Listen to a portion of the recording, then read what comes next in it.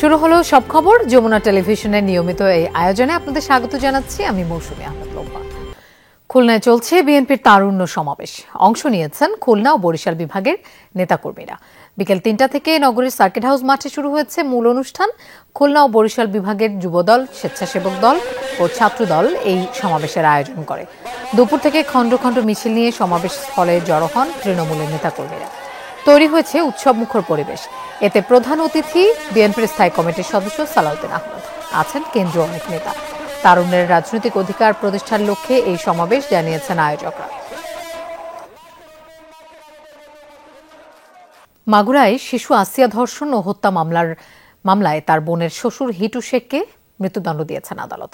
খালাস দেওয়া হয়েছে বাকি ৩ আসামি, বোনের স্বামী, ভাসুর ও শাশুড়িকে। ছুটির দিন বাদে টানা শুনানি করে 14 কার্যদিবসে শেষ হলো এই মামলার বিচার। রায়ের পর বিশেষ প্রসিকিউটর এহসানুল হক সমাজি বলেছেন, দ্রুত রায়ের দ্বিতীয় নজির গড়ল এই মামলাটি।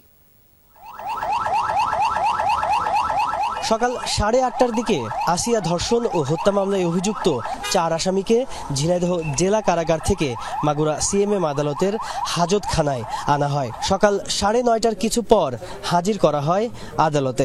অল্প সময়ের মধ্যেই আলোচিত এই মামলার রায় ঘোষণা করেন বিচারক। প্রধান আসামি হিটু শেখকে ফাঁসিতে ঝুলিয়ে মৃত্যুদণ্ডের রায় ঘোষণা করেন আদালত, আর তার পরিবারের 3 সদস্যকে খালাস দেন। রায়ে সন্তুষ্ট রাষ্ট্রপক্ষ। বিজ্ঞ বিচারিক আদালত জনগুরুত্বপূর্ণ হিসাবে বিবেচিত শিশু আসিয়া ধর্ষণ ও হত্যা মামলায় প্রধান আসামি হিটু শেখকে নারী ও শিশু নির্যাতন দমন আইন 2009-এর 2 ধারায় দোষী সাব্যস্ত করে সর্বোচ্চ শাস্তি মৃত্যুদণ্ড প্রদান করেছেন। অপরাপর যারা আসামি, পরিবারের যারা সদস্য, তাদেরকে খালাস প্রদান করেছেন। 13 মার্চ আসিয়ার মৃত্যুর 1 মাস পর 13 এপ্রিল আদালতে অভিযোগপত্র জমা দেয় পুলিশ। 23 এপ্রিল অভিযোগ গঠনের মধ্য দিয়ে শুরু হয় আনুষ্ঠানিক বিচার। রায় ঘোষণা পর্যন্ত পুরো কার্যক্রম শেষ করতে আদালত সময় নিয়েছেন 14 কার্যদিবস। এই রায়ে আসামি হিটু শেখের সর্বোচ্চ শাস্তি হয়। আমরা রাষ্ট্রপক্ষে খুশি হলেও এই মকদ্দমায় যাদেরকে খালাস দিয়েছেন, আমরা তাদের জন্য পরবর্তীতে রায়ের কপি পাওয়ার পরে পর্যালোচনা করে প্রয়োজনে আমরা উচ্চ আদালতে যাব। রায় ঘোষণার পর সাজা কার্যকর হতে পেরুতে হবে বেশ কিছু আইনি প্রক্রিয়া। নিয়ম হলো যে 7 কার্যদিবসের ভিতরে মহামান্য হাইকোর্টে লিভ টু আপিল করবেন। যদি উনি আপিল না করেন, রাষ্ট্রীয়ভাবে জেলখানার মাধ্যমে লিভ টু আপিল 7 কার্যদিবসের হবে। লিভ টু আপিল অ্যাডমিট হলে সেখানে শুনানি হবে হাইকোর্টে। হাইকোর্টে যে সাজা বহাল রাখে সে আবার মহামান্য সুপ্রিম কোর্টে যেতে পারবে, সুপ্রিম কোর্টে আপিল করবে। সুপ্রিম কোর্ট যদি তার আবেদন খারিজ করে, তখন সর্বোচ্চ স্টেজ মহামান্য রাষ্ট্রপতির কাছে আবেদন করতে পারবে। বিচারে আসামিদের বক্তব্য শুনেছেন আদালত। কোনো আইনজীবী তাদের পক্ষে দাঁড়াতে রাজি ছিলেন না, তাই লিগ্যাল এইডের আইনজীবীর মাধ্যমে পরিচালিত হয় আসামি পক্ষের যুক্তিতর্ক। গত 6 মার্চ বোনের শ্বশুরবাড়ি বেড়াতে গিয়ে ধর্ষণের শিকার হয় শিশু আসিয়া। মুমূর্ষ অবস্থায় নিয়ে আসা হয় ঢাকায়। 13 মার্চ পর্যন্ত মৃত্যুর সঙ্গে যুদ্ধ করে ঢাকার সম্মিলিত সামরিক হাসপাতালে চিকিৎসাধীন অবস্থায় মারা যায় শিশু আসিয়া। রায় হলো, যে রায় শোনার অপেক্ষায় ছিল সারা দেশ। সবচেয়ে দ্রুত সময়ের মধ্যে মামলা নিষ্পত্তি করে অন্যরকম নজির স্থাপন করলেন আদালত। এই সাজা কার্যকরের আগের যে আনুষ্ঠানিকতাগুলো রয়েছে, সেগুলো খুব দ্রুত সময়ের মধ্যে শেষ হবে এমন প্রত্যাশা এলাকাবাসীর। তাজনুর ইসলাম, যমুনা নিউজ, মাগুরা। মাত্র 14 কর্মদিবসে শিশু আসিয়া ধর্ষণ ও হত্যা মামলার রায়কে যুগান্তকারী বলছেন আইনজীবীরা। তবে বাকি 3 আসামিকে খালাস দেয়ায় রয়েছে মিশ্র প্রতিক্রিয়া। খালাসপ্রাপ্তদের অপরাধ চাপা পড়ে গেল কিনা এই নিয়ে সন্দেহ প্রকাশ করছেন কেউ কেউ।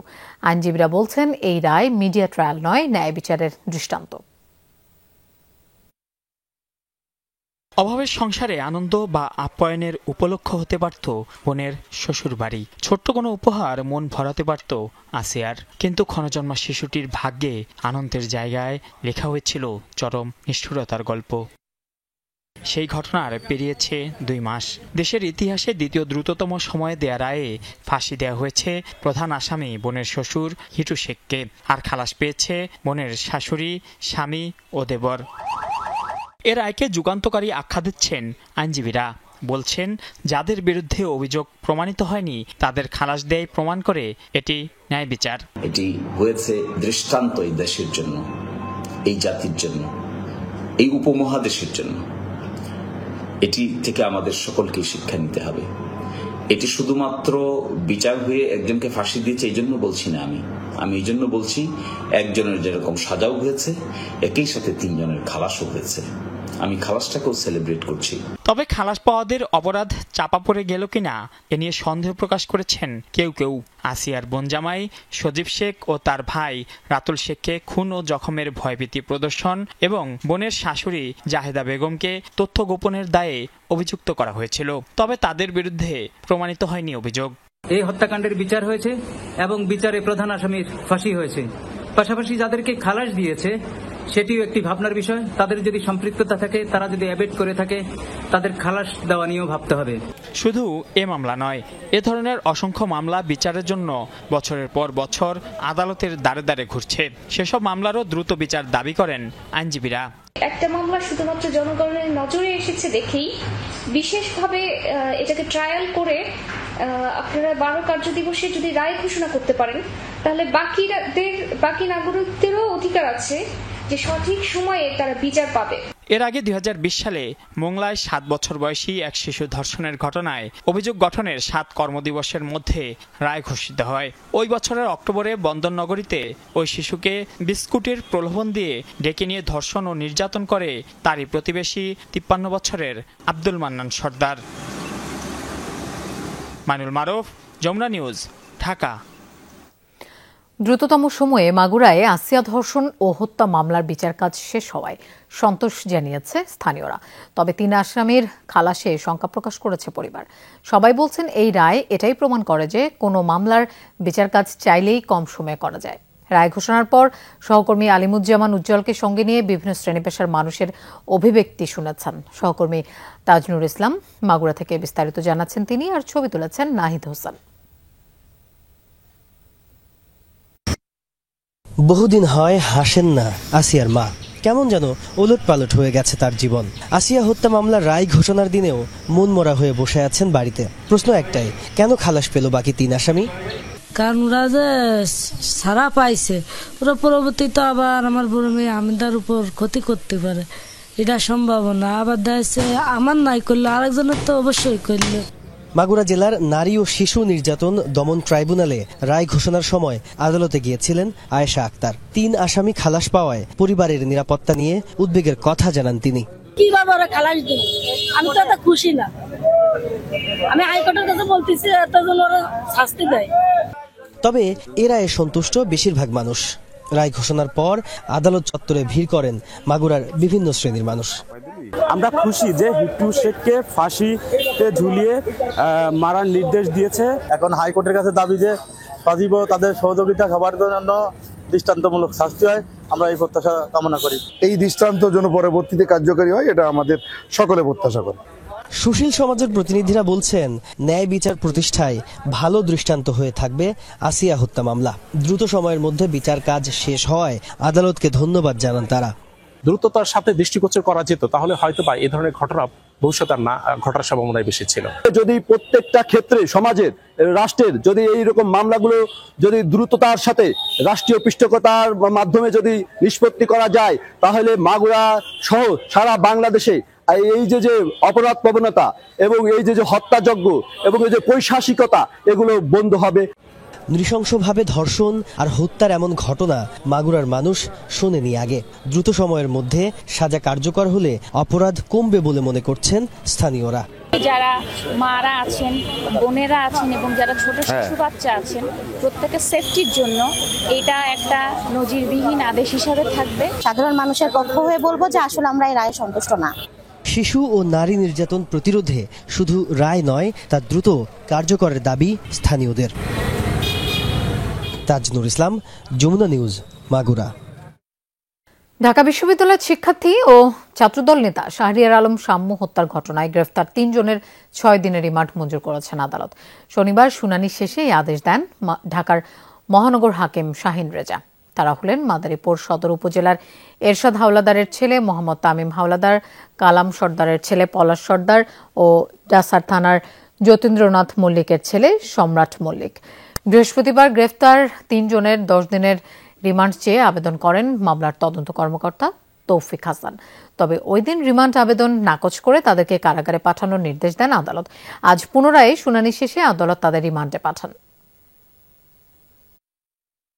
ঢাকা বিশ্ববিদ্যালয়ের ভিসির সাথে বৈঠক করেছেন ডিএমপি কমিশনার শেখ মোহাম্মদ সাজ্জাদ আলী। সেখান থেকে আমাদের সাথে যোগ দিচ্ছেন সহকর্মী শাকিল হাসান। শাকিল, বৈঠকের বিষয়ে আপনার কাছে কি তথ্য আছে একটু বিস্তারিত জানতে চাই।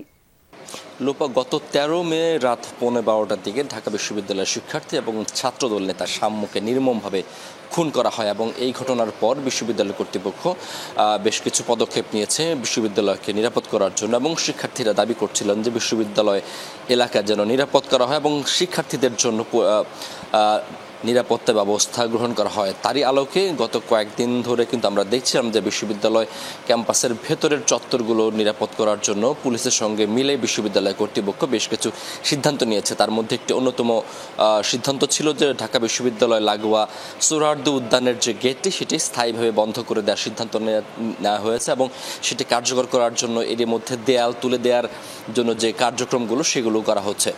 তার মানে হচ্ছে ঢাকা বিশ্ববিদ্যালয়ে এই টিএসসির উল্টো পাশ থেকে যে ফটকটি ছিল সোহরাওয়ার্দী উদ্যানে প্রবেশ করা সেটি আর থাকছে না।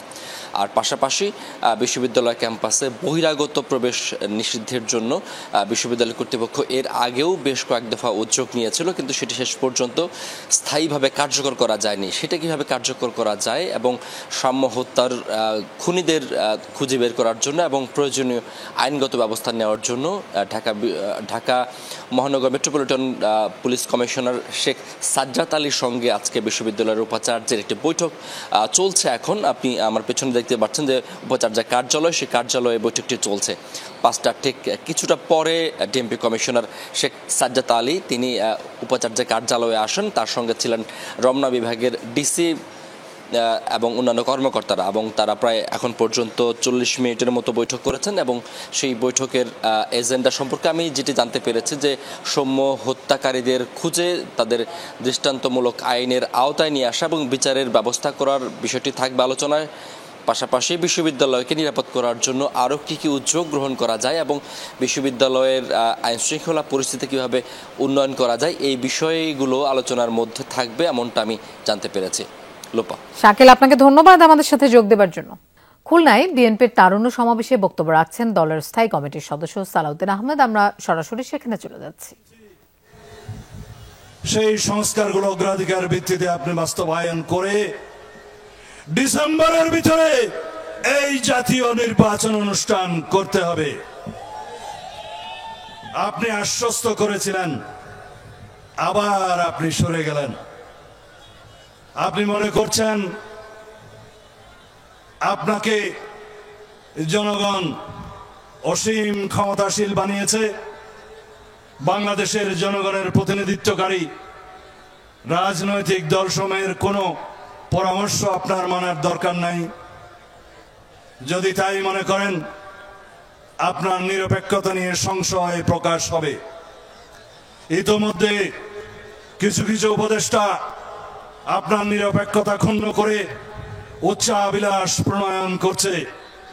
তাদের উদ্দেশ্য অনির্দিষ্টকাল পর্যন্ত অনির্বাচিতভাবে যেন এই সরকার থাকতে পারে। আপনার কি অবশ্য উদ্দেশ্য আমরা জানি না।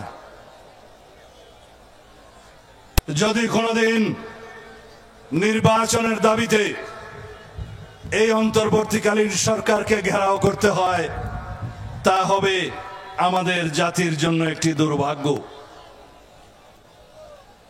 আপনি কি চান এই নির্বাচনের জন্য আপনার সাথে আমাদের কোনো দ্বিধাদ্বন্দ্ব সৃষ্টি হোক? এদেশের জনগণ সংশয় প্রকাশ করুক, এদেশের জনগণ যমুনামুখী লং মার্চ করুক? হুঁশিয়ার করে দিতে চাই, প্রফেসর ডক্টর ইউনূস সাহেব, আপনি বিশ্ববরণ্য ব্যক্তিত্ব, সম্মানিত জন। আপনি সম্মানের সাথে বাংলাদেশে একটি অবাধ ও সুষ্ঠু নির্বাচন অনুষ্ঠানের আয়োজন করুন ডিসেম্বরের মধ্যে। যেই কথা আপনি আমাদেরকে দিয়েছিলেন, সংস্কার এবং বিচার চলমান প্রক্রিয়া, সেটা চালু থাকবে যারাই সরকারে আসুক। বিগত সময়ে আওয়ামী লীগের রাজনীতি করলেও যারা বিএনপির কার্যক্রমে বাধা দেয়নি, জুলুম নির্যাতন করেনি, তারা বিএনপির সদস্য হতে পারবে, এমনটাই বলেছেন দলটির স্থায়ী কমিটির সদস্য আমির খসরু মাহমুদ চৌধুরী। দুপুরে চট্টগ্রামের কাজীর দেউড়িতে দলীয় কার্যালয়ের সামনে বিভাগীয় পর্যায়ে সদস্য ফর্ম বিতরণ ও নবায়ন কার্যক্রমে অংশ নেন তিনি। এ সময় আমির খসরু বলেন, চাঁদাবাজ ও দুর্নীতিবাজদের এই কার্যক্রম থেকে দূরে রাখতে হবে। এছাড়া আওয়ামী লীগের চিহ্নিত দোসর যারা ছিল তারা বিএনপির সদস্য হতে পারবে না। অনুষ্ঠানে বিশেষ অতিথির বক্তব্যে দলের যুগ্ম মহাসচিব শহীদ উদ্দিন চৌধুরী অ্যানি বলেন, বিএনপি অভিজ্ঞতা সম্পন্ন দল, কোনো ষড়যন্ত্রই দলটির অগ্রযাত্রায় বাধা হতে পারবে না। পরে প্রথম নবায়ন কার্যক্রম হিসেবে আমির খসরুর সদস্য নবায়ন করা হয়। মাসব্যাপী চলবে এই কার্যক্রম। হয়তো আওয়ামী লীগকে সমর্থন করতেও পারে, আমরা জানি না, সে কাকে ভোট দিচ্ছে আমরা জানি না, কিন্তু সমাজের গ্রহণযোগ্য ব্যক্তি বিএনপির নেতা কর্মীদেরকে হয়রানির শিকার করে নাই, পারলে ইনডাইরেক্টলি সহযোগিতাও করেছে বিভিন্ন ক্ষেত্রে, তাদের তো হতে কোনো বাধা নেই।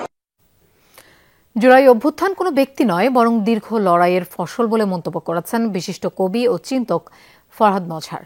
এ সময় তরুণদের কোনো বিবাদে না জড়ানোর আহ্বান জানান তিনি। সকালে জাতীয় প্রেস ক্লাবে এক গোলটেবিল বৈঠকে ফরহাদ মজহার বলেন, জনগণের ক্ষমতা কায়েম করার জন্যই গণ অভ্যুত্থান হয়েছে, ফ্যাসিবাদ বিদায় নিয়েছে।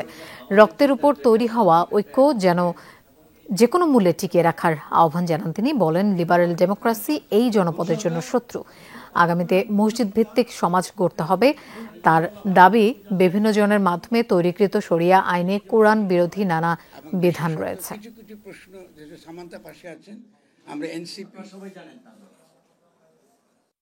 কোনো ব্যক্তি অভ্যুত্থান করে না, এটা ওই দীর্ঘ লড়াই সংগ্রাম থেকে